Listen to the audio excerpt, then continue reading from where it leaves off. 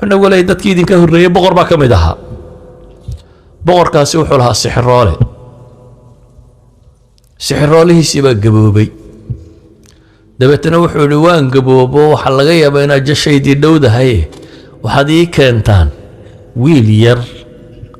oo fahima yacni hore wuxu fahmaya oo fatin ah intelligent ah oo laqin ah yacni daakiradiisu fiicantoo wixii loo laqimo qabanaya saddex eray baa meeshan ku jira boqor saaxir iyo wiil boqorrada daalimiinta inta badan haddii aanu ilaahay xoog ugu xidhnayn bini aadamku inta badan ghaybka uu ka baqaa maqanaha dabeetana wuxuu u adeegsadaa markii aanu ilaahay ku xidhnayn caraafayn iyo faalfaalin iyo waxa kan laga yaabaa dadku inay moodaan berigii hore zamanuljaahiligii iyo imika technology alla kuwa technologyga adeegsadaa wadanadan hadda dowladaha waaweyni ka jiraan ayaa caraafiinta iyo kuwa qaybka ka warramaya waxaana guryaha cad iyo guryaha cas iyo guryaha la sheegay oo dhan waxaan aad ula yaabay oo ka warramaya Jack Chirac iyo xukumi jiray France Afrika sano madaxweynaha ka ahaa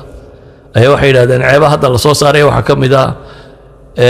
niman madmadow Afrikaan oo kuwan faaliyaaba intuu Afrika ka keensaday intuu madaxweynaha oo dhan guriga madaxtooyada degganaayeen budgetka dawladana waxay ugu qorayeen la taliyayaal mustashaarin inay yihiin madaxweynaha waa faaliyaashiisii si dawladdu lacagta u siiso waxay yiraahdeen maanta danaynu joogno dunida jaraa'idka iyo wax la iibsaday ugu tirada badan leh waxa ka mid ah kuwa faalka iyo buruujta iyo xidigiska iyo waxa ka warraba marka khuraafada bini'aadamku inta badan kama tago haddaanu caqiido saxiixa yeelan walow uu cirka u diro gantaalo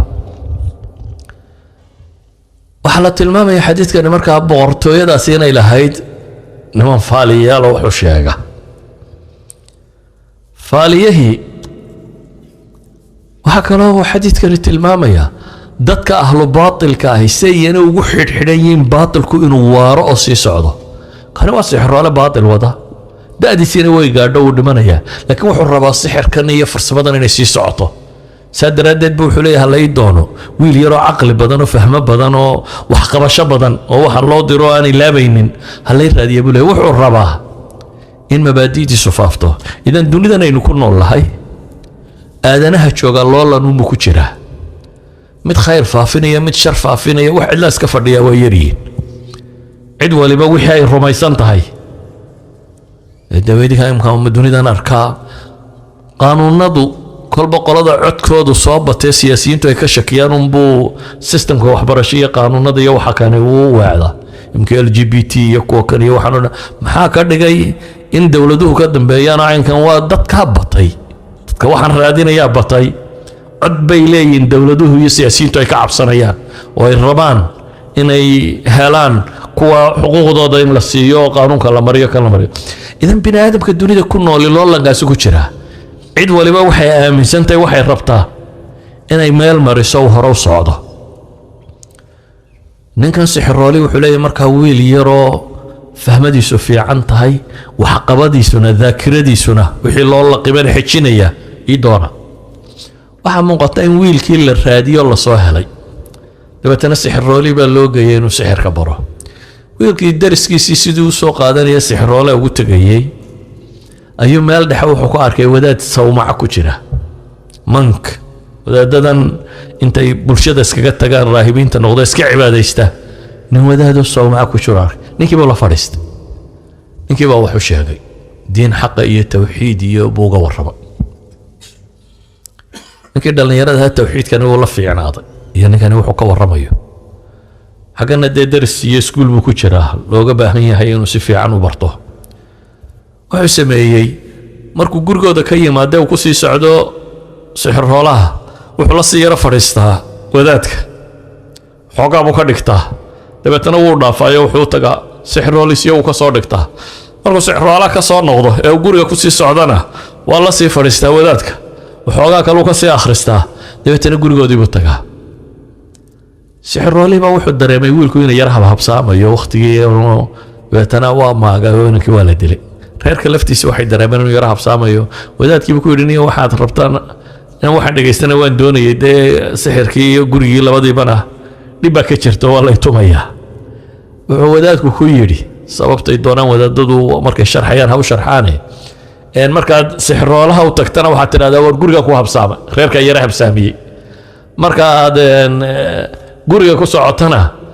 qolada guriga waxaad ku tiraahdaa dariskii baa nala yara dheeraado sixroolihii ayaan maanta ku habsaamay wiilkii farsamadiisii buu samaystay dabeetana arrinkiisii buu iska watay wiilkani waa ghulaam af carabiga ghulaamka waxaa la yidhaahdaa qofka xaddu tamyiiskana dhaafay buluuqana aan gaadhin يعني تدوجرنا وكوي شان يتوجر ميلها أنا مقاعد يعني هو teenager 13 12 10 somewhat like that ويا يقولك دروستي سيبوس كقاطع حقنا حق بالله دقة حقنا كلنا باطل كالله دقة أخيرا ويلكيو وحي وبرنايا برنايا أيام مقالة دي بحال باكو صباحي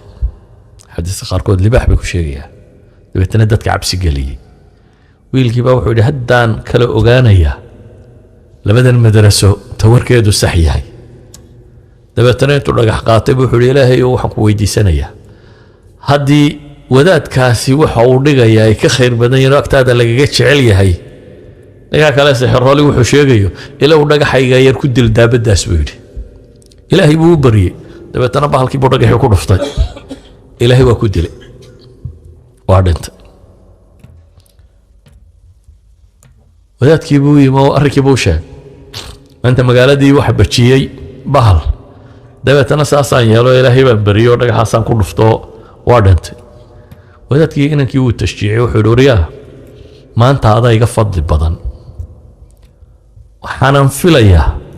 in lagu itixaami doono ibtilaa inuu soo gaari doono ibtilaagaasi maalinta kuu yimaado niyo hay sheegin waxay dhahdaan wadaadkan ay laba qadiyadood buu inanka u sheegay markan mid uu tashjiiciyey qofka bini aadamkii markuu wax qabto ee wax saxa uu waliba qabto in loogu mahadnaqo lagu tashjiiciyaaba fiican qofka la qiro inuu waxa ka sameeyey inta Soomaaliya tiraahdo laa shukra cala alwaajib sax maaha waxa saxa qofka hadduu wax wanaagsan qabtay in la dhiirigeliyo waxa saxa macallinku inuu isku dayo ardaygiisu inuu isaga dhaafi karo ka kori karo oo ku farxo inaad weligaa dadka luqunjibaar ku haysato tiraahdo cidina iyo aniga soo gaadhina meelina hoose marmara waana reerka u wadaadee idinku waan ma sax sida saxda ah waxa weeyaan inaad ku faraxdo dadku inuu mustaqbal yeesho intaad adigu garanaysay in ka badan haday gartaan inaad ku amaado bulshaduna saasay ku horumartaa marka ay hore u socotay dadka hore loo wado idan wadaadkani mar inankii uu dhiirigeliyay mar kale bay yiraahdaan tawaadu buu muujiyay oo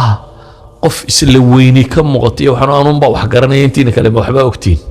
yaana idinka weyno inta ku soo dhex jiray ma taagna bay leeyna tawaadu buu muujiyay waa inaan yar ninku leeyahay maanta adaga mar saddexaad bay yiraahdaan wuxuu muujiyay dadka asxaabul xaq in dunida tan imtixaan ay ku maraan yani dunidu ma aha daartii abaalmarinta daarta saxda ee abaalmarinta ay waa xagee aakhiro dunida tan waa daarul ibtilaa wal imtixaan markaad imtixaan nooca ka baxdo waa mid nooc kale u bedgelaysa saad imtixaanada u wado maalin mid dhaqaale maalin mid caafimaad maalin mid waxbarasho maalin mid shaqo maalin mid guur maalin mid caruur saadoon maalin walba problem u xallilaysa problem u wado ay naftu kaaga baxaysaa adduunku marka waa imtixaan gabigiiba nataa'ijta rasmigaana waxa la helaa marka aakhira la tago wiilkii ilaahay buu si dhab ugu xidhma tawxiidkii iyo caqiidadii fiicnayda loo dhigay waa biyo dhigeen sixirkii iyo wixii waa biyo dhigi waayeen markay tani biyo dhigtay kadib wuxuu noqday nin dadka ilaahay u barya oo ilaahay ducadiisa aqbalo qaar baa u yimaada indhala ilaahay buu u baryaa ilaahay baa indhaa u bixiya qaar baa u yimaada hanuuna kala qaba ilaahay buu u baryaa ilaahay baa caafimaadiya magaaladii waa isu tilmaamtay wiilka yar hadduu kuu duceeyo ilaahay ducadiisa waa ku aqbalaya iyadoo arrinku halkaa marayo ayaa boqorka nimankii xaashiyadiisa ahaa dadkii ku wareegsanaa ee la joogay mid ka mid ah ayaa indhabeelay wuxuu maqlay wiil yaroo dadka markuu u duceeyo indhuhu ay baxayaan dabeetana xoolo badan buu soo qaaday wiilkii buu yimi wuxuu yidhi waxaasoo xoolaa baan kuu sidaa haddaad labada indhood ii bixiso way ii fiicnaadaan wiilku wuxuu ku yidhi dhegayso anigu indhaha ma bixiya buu yidhi ee dadku hadday ilaahay rumeeyeen baan ilaahay u baryaa ee adigu ilaahay rumee ilaahay inuu rabbiga iyo caqiida ninkani waa wiilkan ha yaraado waa daaciya diin dadka u sheegaya ilaahay rumeeyo aamin buu yidhi markaad qof dhab oo ahlu tawxiid noqoto aniguna ilaahay baan kuu baryaa in ilaahay indhahaaga kuu soo celiyo ninkii sidii buu yeelay ilaahay buu rumeeyo waa qumanaad wiilkiina ilaahay buu u baryey dabeetana labadii indhood baa ilaahay baa dib ugu soo celiyey wuxuu ku noqday gurigii boqortooyada dib markuu ugu noqday wuxuu u yimi boqorkii baa yidhi waar indhaha ayaa kuu bixiyey boqorkani wuxuu sugayaa isagaa dadka rabbi u sheegan jiray markaasuu yidhi rabbigay baa ii bixiyey awalaka rabbun hayri buu yidhi oo macidaan aniga ahayn ba ku rabbiya mid kalaabaad rumaysan tahay rabbi wa rabbuka allah buu yidhi aniga rabbiga iyo adigaba ilaahay baa inoo wada rabbiya hooy dowladdii mushkilad cusub baa ku soo baxday wuxuu yidhi ninkan ha la caqaabo waa la toorjargareeyey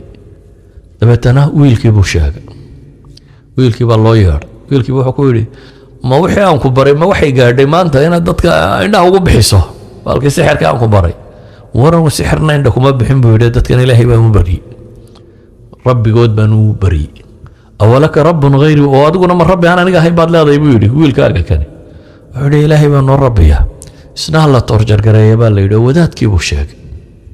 waxaa la yidhi sartu meesha ka qurantayba waa ninkan waddanka ninka fidmeeyey ee balada dhigay waa wadaadkan sabamacadash ku jira wadaadkan waxaa la weydiiyey ma ka noqonaysaa waxaanaad rumaysantay mise waa lagu dilaa wadaadku wuxuu yidhi ka noqon maayo hala dilay baa la yidhi god baa loo qoday miinshaar hagso ayaa halka laga saaray dabeetana labaa loo kala jeexay waa laga takhallusay ninkii baa la keenay isna odayga indhaa loo fiiqay waxaa la yidhi haye ma ka noqonaysaa adigu may buu yidhi caqiidadu hadday degto arag ninkan shalayta gaalka ahaa ee halkan joogay ee maanta iimaan helay wuxuu diidan yahay walow la dilo inaanu iimaankiisa ka noqonaynin dabeetana may buu yidhi isna waxaa la yidhi hal la miishaareeyo isna halkaa laga miishaareeyey labaa loo kala jaray wiilkii bay soo gaadhay wiilka dee sixirkiina isaga haya uu boqorku sugayay oo ninkii wax la barayay mushkiladan kalena isagaa geystay dabeetana wuxuu inta niman ku daraybu wuxuu yidhi qaada waxaa geysaan buurta gebigeeda saara biqi doonaa markuu arko godkee waxaad tidhahdaan ama halkaasaa lagaa tuuraya ama ka noqo waxa kanaad wado way kaxeeyeen halkii bay geeyeen markii dacalkii la saaray ayuu ilaahay baryey kan ilaahay buu ku kalsoon yahay ilaahay uu sharkooda adigu igaga fillow buu yidhi buurtii baa gilgilantay nimankii baa ilaahay ka daadiyey askarta ahaa isagii baa badbaaday u soo noqday iskamuu tegin wiilkan iyo mays odhan gaalkii ilaahay baa kaa badbaadiya baxso ninkani waa nin diin xambaarsan oo raba bulshadatan inuu bedelo boqorkiiba ku soo noqday way kan buu yidhi boqorkii wuxuu yidhi maya ciidankaa kugu daray ilaahay baa ku fillaaday buu yidhi ciidankan u diyaariyo wuxuu yidhi doontaa qaata wiilka nasaara badweynta geeya waxaad tidhahdaa ma ka noqonaysaa hadduu diido badda bartankeeda dhiga buu ku yidhi waa la kaxeeyey baddii baa la geeyey ma ka noqonaysaa baa la yidhi ilaahay oo adigu sharkooda igaga fillow buu kuwiina ku ducaystay doontii baa qallibantay nimankii waa dhinteen isagiina ilaahay waa soo badbaadiyey waa soo noqday boqorkii buu yimi haddana waan meeye buu yidhi raggaa kugu daray ilaahay baa ku fillaaday buu yidhi kuwaana boqoroo ma rabtaa buu yidhi inaad idisho haa buu yidhi sidaad ii dili kari lahayd baan kuu sheegayaa buu yidhi dadkoo dhan isugu yeedh magaalada degan dabeetana meel markaad isugu weedho aniga tiirka igu xidh kadib aanso qaado jucbadaydaa leebabka ku jira aaroskii uu halka ku sitay xabad kala soo baxa gantaalka yar ama leebka kala soo bax dabeetana markaad qaansada saarta leebka waxaad tidhaahdaa bismillaahi rabbi lghulaam magaca allaan cuskaday ghulaamka rabbigiiya intaa dhe buu yidhi markaasumaad ii dili kartaa si kale ood ii dili kartaa ma jirto dadka muxuu ku leynayay ilaahay baa noo rabbiya soo maaha laakiin nimanka siyaasiyiinta hadday dantoodu gasho markaana uu iska odhanaya dadka wuxuu ku leynayeen waxaan waddadii ku dhinteen ilaahay baa noo rabbiya buu dadka ku laayay iminkana wuxuu rabaa inuu inankan dilo laakiin dantii waxay ka gashay inuu yidhaahdo maxay bismillaahi rabbi lghulaam dadkii oo dhan buu isugu yeedhay meeshii baa wiilkii lagu xidhay sidii uu sheegay buu qaansadii u qaatay dabeetana bahashii waa ku riday wuxuu ugu ducaystay magaca allaan u cuskaday oo wiilkan yar rabbigiiya leebkiibuu ku ganay halkaasuu kaga dhacay dhafoorka wiilkii yaraa halkiibuu wiilku gacanta saaray waa dhintay magaalada dadkii joogay waxay yidhahdeen wiilka mar haddii laba dili kari waa in rabbigii loo cuskada mooyaane aamanaa birabbi lghulaam bay yidhahdeen marka annaguna wiilkani rabbiguu rumaysanaa ayaanu rumaynay bay yidhaahdeen boqorkii baa loo yimi oo waxa lagu yidhi wixii aad ka baqaysay soo maaha inuu diini faafto dadkani diinta rumeeyo tii baa dhacday baa lagu yidhi wixii aad ka baqaysay wuxuu yidhi waxay yeeshaan magaalada sekad walba godad ka qoda dabeetana dab ku shida xaabada dugdhiga markay holaacdo guryaha dadka ka soo saaro waxaad tidhaahdaan ma ka noqonaysaan mise waa laydin gubaa wixii ka noqda sii daaya wixii kalena guba dadkii markii meeshii la tubay la yidhaha ma ka noqonaysaa may bay yidhaahdaan ilaahay baan rumaynay waa lagu ridaa akhiiran waxaa soo gaadhay qof dumar ah oo ilmo yar naaska jaqsiisanaysa markii ay meeshii timi bay waxoogaa dib isu yara geejisa ilaahay wuxuu ka hadlayay ilmaheedii yaraa waa saddexdii ghulaame uu nebigu lahaa iyagoo dharabta saaran bay hadleen nebi ciise ka mid ah wiilka yar baa ka mid ah jurayj wiilkii looga hadlaya ka mid ah waxay ilmihii yaraa baa ilaahay ka hadliyey dabeetana wuxuu ku yidhi maxay yaa ummaah isbiri fa innaki cala alxaq hooyoy sabir xaq baad ku sugantay buu leeyahy kii naaska nuugay hooyoy sabir xaq baad ku sugan tahay kadib ayaa islaantiina la gubay qisadu wax ka dambeeya laynooma sheegin waa intaa qur-aankaa ilaahay kaga warramay markaa suuraddan la yidhaahdo wasamaa'i daati alburuuj واليوم الموعود وشاهد ومشهود قتل أصحاب الأخدود النار ذات الوقود إذ هم عليها قعود وهم على ما يفعلون بالمؤمنين شهود وما نقموا منهم إلا أن يؤمنوا بالله العزيز الحميد الذي له ملك السماوات والأرض والله على كل شيء شهيد إن الذين فتنوا المؤمنين والمؤمنات ثم لم يتوبوا فلهم عذاب جهنم ولهم عذاب الحريق إن الذين آمنوا وعملوا الصالحات لهم جنات تجري من تحتها الأنهار ذلك الفوز الكبير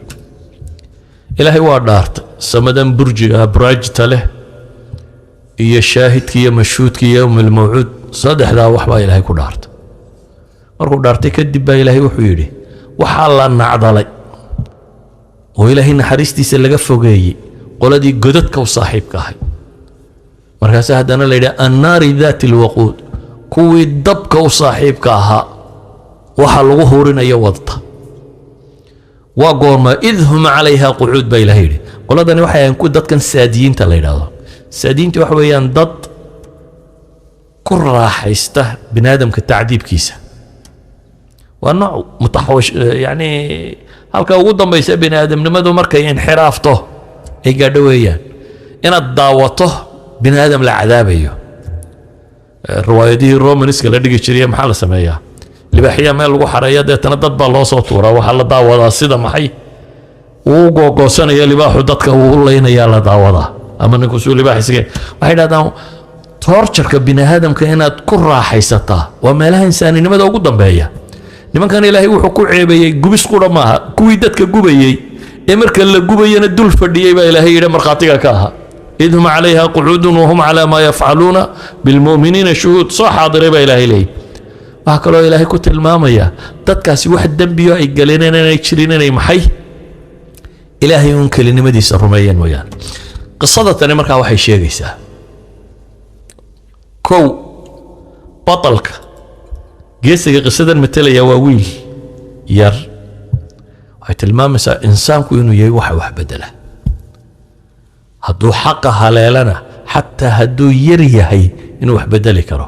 magaalo dhan iyo dowlad dhan iyo boqortooyo dhan waxa gilgilay ee dadka dhan muslim ka dhigay waa wiil aan weli qaan gaadhin sida qisadani ka waramayso wiil aan weli qaan gaadhin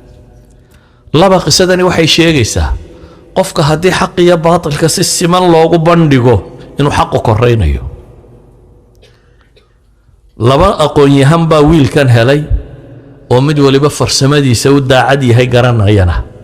midna sixirkan iyo baatilkan iyo waxa ka buu khabiir ku ahaa oo wax barayo wadanka dhan looga yaqaan inuu yahay saaxirkii boqortooyada ka kalena rahib diinta garanaya buu ahaa fitrada bini aadamku markaa abuurka bini aadamku wuxuu u janjeeraa xaqa haddii si siman loo soo bandhigo